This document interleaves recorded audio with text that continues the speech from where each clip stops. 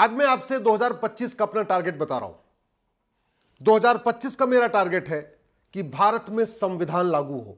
आप सोच रहे हो कि संविधान तो पहले से लागू है, लेकिन यह झूठ है। संविधान का मतलब होता है समान विधान, संविधान का मतलब होता है एक देश एक विधान, संविधान का मतलब होता है मजहब के आधार पर कोई नियम कानून नहीं होना चाहिए। लेकिन भारत में मजहब के आधार पर नियम चल रहा है, मजहब के आधार पर कानून चल रहा है, मजहब के आधार पर वक्फ बोर्ड चल रहा है, मजहब के आधार पर वक्फ ट्रिब्यूनल चल रहा है, मजहब के आधार पर माइनॉरिटी अफेयर कमीशन चल रहा है, मजहब के आधार पर माइनॉरिटी अफेयर मिनिस्ट्री चल रही है, मजहब के आधार पर नियम स्कूल चल रहा है, मजहब के आधार पर कॉलेज चल रहा है, मजहब के आधार पर यूनिवर्सिटी चल रही है। सब कुछ माइनॉरिटी के नाम पे हो रहा है। माइनॉरिटी कौन है किसी को नहीं पता, 1% वाला या 2% वाला। हमारा यह कहना है एक भारत श्रेष्ठ भारत बनाना है, एक देश एक विधान लागू होना चाहिए, मजहब के आधार पर नियम कानून बंद होना चाहिए और संविधान लागू होना चाहिए। मेरा दूसरा लक्ष्य है स्वतंत्र भारत का निर्माण। अब आप सोच रहे हो कि स्वतंत्र भारत तो हो चुका है, 15 अगस्त 1947 को भारत स्वतंत्र हो गया। तो आपको बता दूं, स्वतंत्र, स्व का मतलब अपना, तंत्र का मतलब सिस्टम, यानी जो सिस्टम होना चाहिए हमारा सिस्टम होना चाहिए। दुर्भाग्यवश 75 साल से हम स्वतंत्रता दिवस मना रहे हैं, कोई भी सिस्टम हमारा अपना नहीं है। एजुकेशन सिस्टम मैकाले वाला चल रहा है, पुलिस सिस्टम अंग्रेजों का चल रहा है, जुडिशियल सिस्टम अंग्रेजों का चल रहा है, टैक्स सिस्टम विदेशी है, बिजनेस सिस्टम विदेशी है, हेल्थ केयर सिस्टम विदेशी है, एडमिनिस्ट्रेटिव सिस्टम विदेशी है। तो कहने को हम स्वतंत्र हैं, वास्तव में आज भी परतंत्र हैं, आज भी हम गुलाम हैं।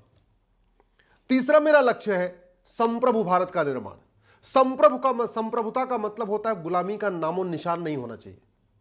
कभी एयरपोर्ट पे जाना, आप कभी जहाज में चढ़ना तो देखना जहाज के ऊपर लिखा रहता है वीटी। वीटी मतलब विक्टोरिया टेरिटरी। गुलामी के नाम चल रहे, बाबर, हुमायूं, तुगलक, गजनी, गोरी, जिन्होंने मारा, लूटा, तोड़ा, हत्या किया, बलात्कार किया, उनके नाम पे सड़क मोहल्ले गलियां चल रही है। जिन वहसी दरिंदों ने यहां पे हमारी माताओं को जौहर के लिए मजबूर किया, उनके नाम पे सड़क मोहल्ले गलियां चल रही है। जिन वहसी दरिंदों ने आके हमारे मठ मंदिरों को लूटा तोड़ा, उनको रिस्टोर करने के बजाय उनके लिए बाकायदा प्लेस ऑफ वर्शिप एक्ट बना दिया गया। संप्रभुता का मतलब यह होता है न गुलामी का नाम हो, न गुलामी का निशान हो, न गुलामी की कुरीतियां हो, न गुलामी की कुप्रथाएं हो, न गुलामी की पुलिस व्यवस्था हो, न गुलामी की शिक्षा व्यवस्था हो, न गुलामी की टैक्स व्यवस्था हो, न गुलामी की चिकित्सा व्यवस्था हो, न गुलामी की कर व्यवस्था हो, न गुलामी की व्यापार व्यवस्था हो, न गुलामी की श्रम व्यवस्था हो, न गुलामी की कृषि व्यवस्था हो। कुछ भी गुलामी का नहीं होना चाहिए, हमारा अपना भारत का होना चाहिए, हिंदुस्तान का होना चाहिए। तो पहला लक्ष्य मेरा है संविधान लागू करना, दूसरा लक्ष्य है स्वतंत्र भारत बनाना, और तीसरा मेरा लक्ष्य है संप्रभु भारत बनाना। चौथा मेरा लक्ष्य है परिवार मिलन कराना, यानी घर वापसी कराना। 2025 में मैंने बड़ा टारगेट लिया हुआ है। इसके लिए मुझे आप लोगों का तन मन धन से सहयोग चाहिए। तन मन से आप सहयोग तो करते हैं, लेकिन आप मुझे धन का भी सहयोग चाहिए। और वो क्यों चाहिए? क्योंकि काम बड़ा करना है तो ऑफिस भी बड़ा चाहिए, मैन पावर भी ज्यादा चाहिए, और भी पूरा सिस्टम बड़ा करना पड़ेगा।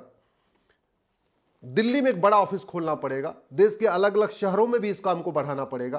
तो तन मन के साथ धन का भी सहयोग चाहिए।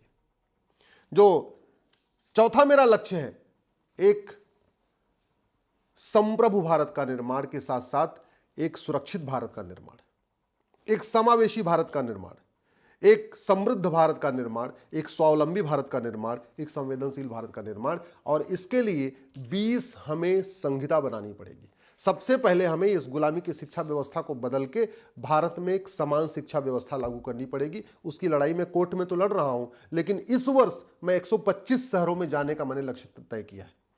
2022 में मैं 90 शहरों में गया था, 2023 में मैं 115 शहरों में गया था, 2024 में 122 शहरों में गया था, 2025 में मैंने 125 शहरों का लक्ष्य लिया है। मेरा आप लोगों से हाथ जोड़ के निवेदन है, अपने अपने शहर में, अपने जिला मुख्यालय पे, आप जहां रहते हैं वहां पे बड़ा कार्यक्रम आयोजित करिए। 1000, 1500, 2000 लोगों का कार्यक्रम आयोजित करिए। मैं आऊंगा, वहां हम चर्चा करेंगे।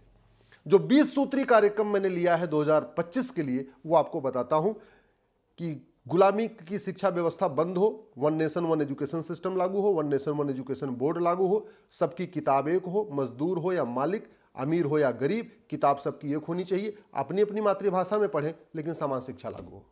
दूसरा मैंने टारगेट लिया है, ये जो गुलामी की चिकित्सा व्यवस्था है, इसको बदल के भारतीय चिकित्सा व्यवस्था लागू किया जाए।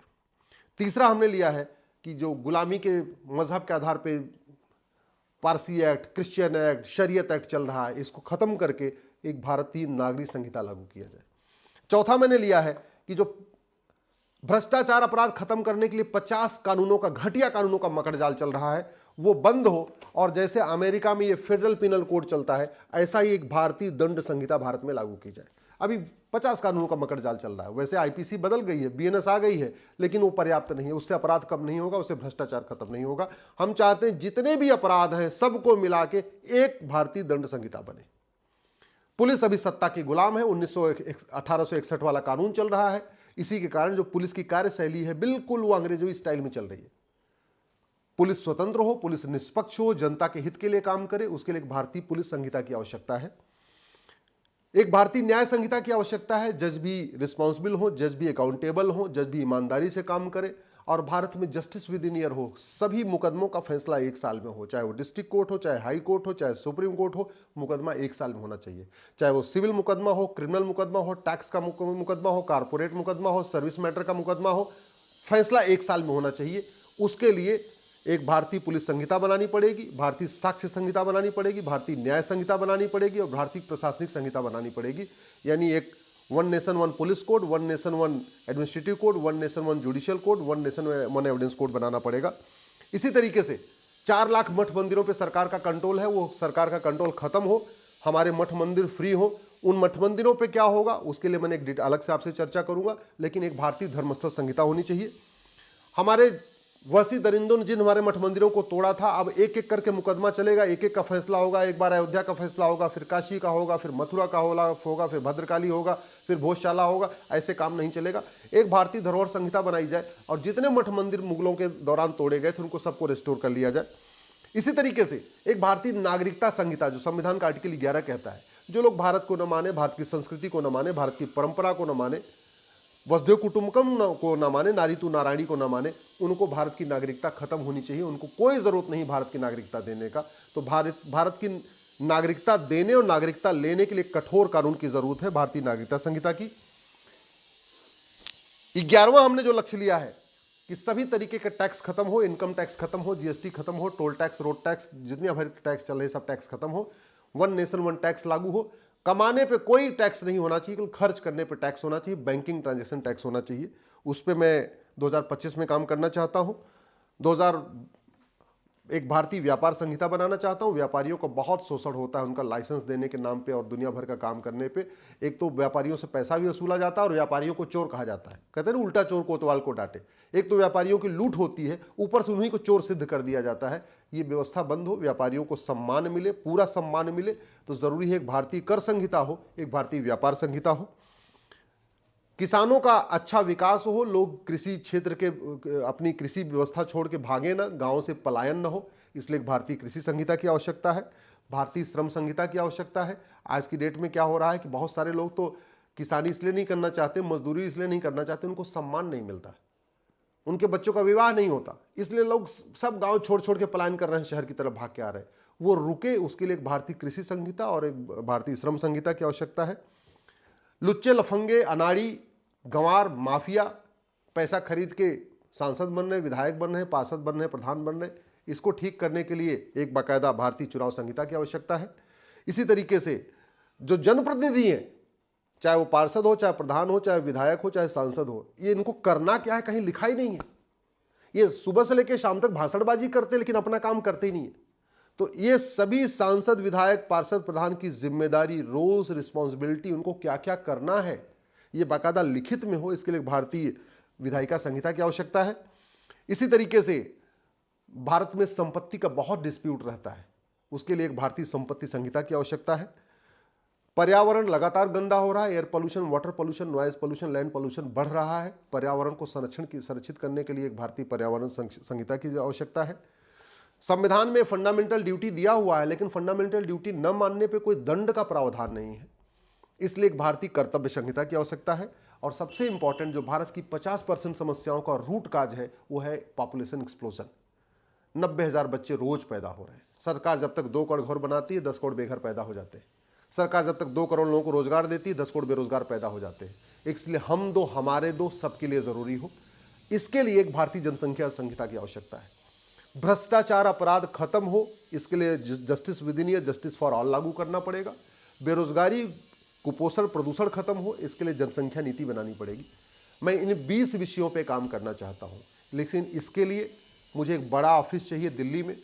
स्वाभाविक सी बात है, दिल्ली बहुत महंगा है, ज़मीन खरीदना, उस पर मकान बनवाना, ये सब बहुत महंगा काम है। इसके लिए थोड़ा हमें स्टाफ भी बढ़ाना है अपना, साथ में अपनी ज़्यादा हमें सहयोगियों की आवश्यकता है। अलग अलग शहरों में ऑफिस खोलने की आवश्यकता है। इस साल मैंने टारगेट ये लिया है कि प्रत्येक राजधानी में एक कार्यालय खोलेंगे। जहाँ जहाँ हाईकोर्ट है वहाँ एक कार्यालय खोलेंगे। सामान्यतया जहाँ देश की राजधानी होती है, प्रदेश की राजधानी होती है, वहीं हाईकोर्ट भी होती है, तो लगभग दोनों एक ही हो जाएगा। जैसे महाराष्ट्र, मुंबई प्रदेश की राजधानी भी है और हाईकोर्ट भी मुंबई में ही है। कुछ स्थानों पे थोड़ा अलग होता है, पटना अपना हाईकोर्ट भी वहीं है, राजधानी भी वहीं है।